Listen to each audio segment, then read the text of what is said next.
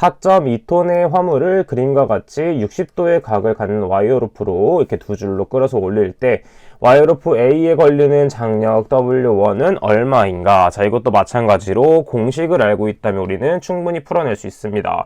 W1은 어떻게 구할 수 있냐면 2분의 W 나누기 코사인 2분의 세타가 되겠습니다.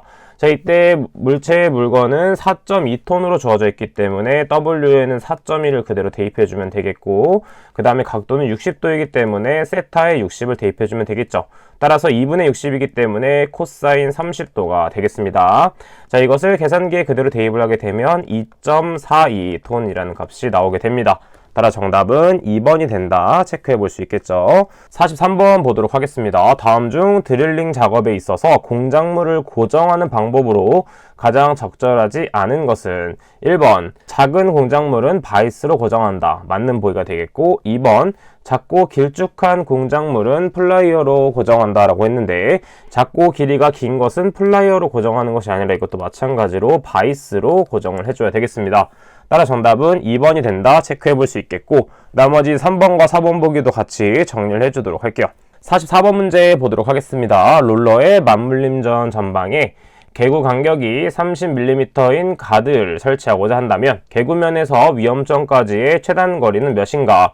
자, 이것도 마찬가지로 공식을 알고 있다면 충분히 풀 수 있습니다. 자, y는 6 플러스 0.15x가 되는데, 우리가 구하고자 하는 것은 무엇이냐면 개구면에서 위험점까지의 최단 거리인 x값을 구하는 것이 되겠습니다. 따라서 x를 남기고 넘겨주도록 하면 먼저 y값에는 30을 그대로 대입해주면 되기 때문에 30은 6 플러스 0.15x가 되겠고, 6을 넘겨주게 되면 24는 0.15x가 됩니다. 따라서 0.15를 나눠주게 되면 x는 160mm라는 값이 나오게 되겠죠. 따라서 정답은 4번이 된다. 체크해 볼 수 있습니다.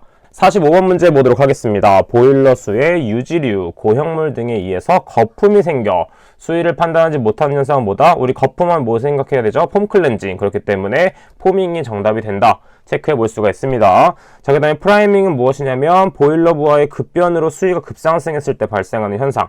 그 다음에 캐리오버는 보일러수 속에 용의 고형물이나 현타 고형물들이 증기에 섞여서 보일러 밖으로 튀어나가는 현상이 캐리오버 현상이 됐었습니다. 47번 문제 보도록 하겠습니다. 산업안전보건 법령상 크레인에서 권가방지 장치에 달기구 윗면이 권상장치의 아랫면과 접촉할 우려가 있는 경우 최소 몇 미터 이상 간격이 되도록 조정해야 되는가? 자, 이것도 단순 암기 부분이기 때문에 0.25m가 정답이 된다. 체크하고 넘어가 주시면 되겠습니다. 50번 문제 보도록 할게요. 다음은 칩 브레이커는 어느 목적으로 이용되는 것인가? 자, 일반적으로 칩 브레이커는 무엇이냐면 칩을 잘라내는 것이기 때문에 선반의 안전장치에 해당이 됩니다. 자, 그리고 말 그대로 칩을 잘라내는 것이기 때문에 2번 영광을 산삭할 때 바이트 윗면에 연속적인 칩을 자르기 위해서 만드는 것이 바로 칩 브레이크의 목적이 된다 라고 체크해주면 되겠죠. 52번 문제 보도록 할게요. 산업안전보건법에 따라 풍속이 몇 미터 퍼 세크를 초과하는 바람이 불거나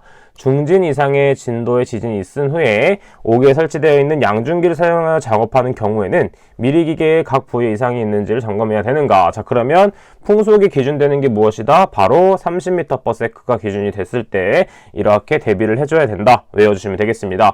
추가적으로 10m/s가 초과되는 경우랑 15m/s가 초과되는 경우도 같이 정리해서 암기를 해주도록 할게요. 54번 문제 보도록 할게요. 다음 중 컨베이어의 안전장치가 아닌 것은? 자, 컨베이어 안전장치 정말 중요하죠. 총 3가지 외워줘야 됩니다. 이탈 및 역주행 방지장치, 그 다음에 비상정지장치, 덮개또눌, 그 다음에 4번은 비상난간이 되겠죠.